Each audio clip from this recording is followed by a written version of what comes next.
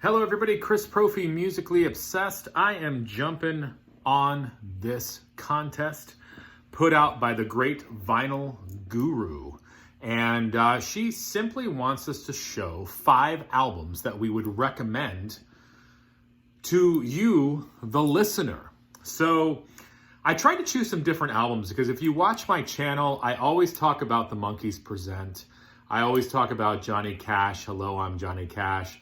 And I always end up showing probably Black Flag in my head. So I feel like I show those albums a lot. So I kind of wanted to branch out and do some different ones. So I'm going to recommend 5 albums to you that I like. Some of these I'm sure you've probably heard. Others maybe you've heard snippets from. But I would definitely check these out. The first one is the Peter Criss solo album.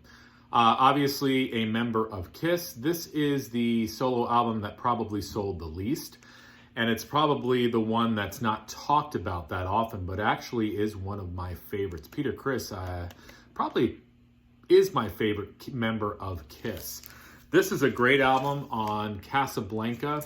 What I love about it is you get Peter Criss and his raspy voice doing basically R&B and soulful type songs. It's got some great ballads on here. He does an awesome version of Tossin' and Turnin' on here. Listen to this title. That's the kind of sugar Papa likes. I mean, that's just a soulful title, a soulful tune.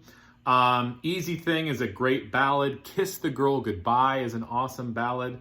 And, maybe one of the best songs on this album, I Can't Stop the Rain, the last song, another ballad. I love Peter Criss's voice. I love that raspiness. He's got that Rod Stewart element to his voice. This is a great album. It's basically the songs that Peter Criss probably wanted to do in Kiss, and Gene and Paul wouldn't let him. So you get it on this album. Kick-ass solo album by Peter Criss that you've got to check out. Next, going over into the jazz world, we've got Ornette Coleman, and this is his album Soap Suds, Soap Suds. I dig this album. Two people on this album. You've got Ornette Coleman, who's making some love on the trumpet, and then you've got the bassist Charlie Hayden, who's just, putting down some smooth bass grooves. There are only 3 songs on side 1 and 2 songs on side 2, but this album will take you on a journey. Is it in your face? No. Is it fast? No. Is it exciting? I would probably say no, but does it move you? Yes. Does it transport you to someplace else? Yes. Is it rewarding for the listener? Yes. So if you like Charlie Hayden, if you like Ornette Coleman, check this one out. It's almost like they're in your living room playing for you. I would suggest look at the artwork on this album as you are listening to the music, because that's only going to make your experience better. Next. Oh yeah, did I mention I always talk about Pink Floyd more? Well, I usually do, but I'm also going to tell you about this album. This is another one of my favorite Pink Floyd albums, Obscured by Clouds. This is a classic record, and stare at that cover for a little bit.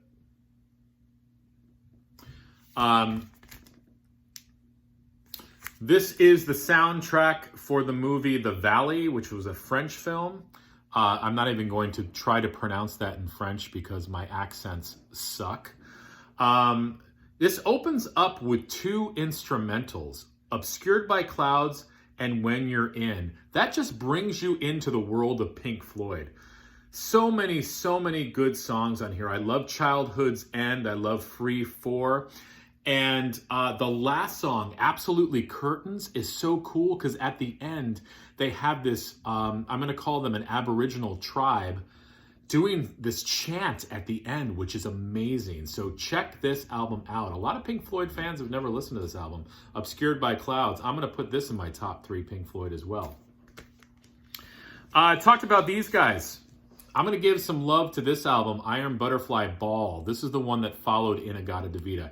Everybody talks about In-A-Gadda-Da-Vida. I actually sometimes think that this album is better.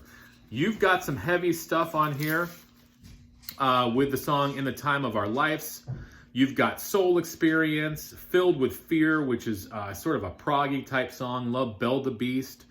Her favorite style, Real Fright, In the Crowds. So just a great follow-up to In-A-Gadda-Da-Vida. It just doesn't get a lot of love, but if you like Iron Butterfly, check this album out. Like I said, I sometimes feel it's better than In-A-Gadda-Da-Vida. And lastly, I'm going to spread some SST love.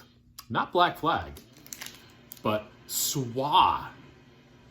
Yes, another band from the SST label that doesn't get a lot of love. This is their album Sex Doctor, probably my favorite album by them. You've got Meryl Ward on vocals, Chuck Dukowski on bass on the mighty SST label. Here are the guys, you know, dressing up for you. There's Chuck, there's Meryl Ward. I think this is their best album, Catacombs, Sea and Sky. Listen to the song Sea and Sky. It should have been a huge hit.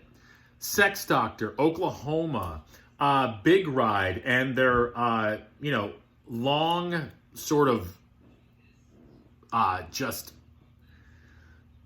musical journey song is the song The Evil and the Good. I'm sorry, I was having trouble thinking of some descriptive words there. This is just a great album that nobody's really even listened to. So there you go, Sex Doctor by SWA. There are my 5 albums. You know what? If you've never checked out the Vinyl Guru, you gotta head over to the Vinyl Guru. She's awesome. And I think I read in there too, she's celebrating around 2,500 subs. So that is amazing. So there you go, 5 albums. And let's see who else can jump on this contest. All right, guys? Adios.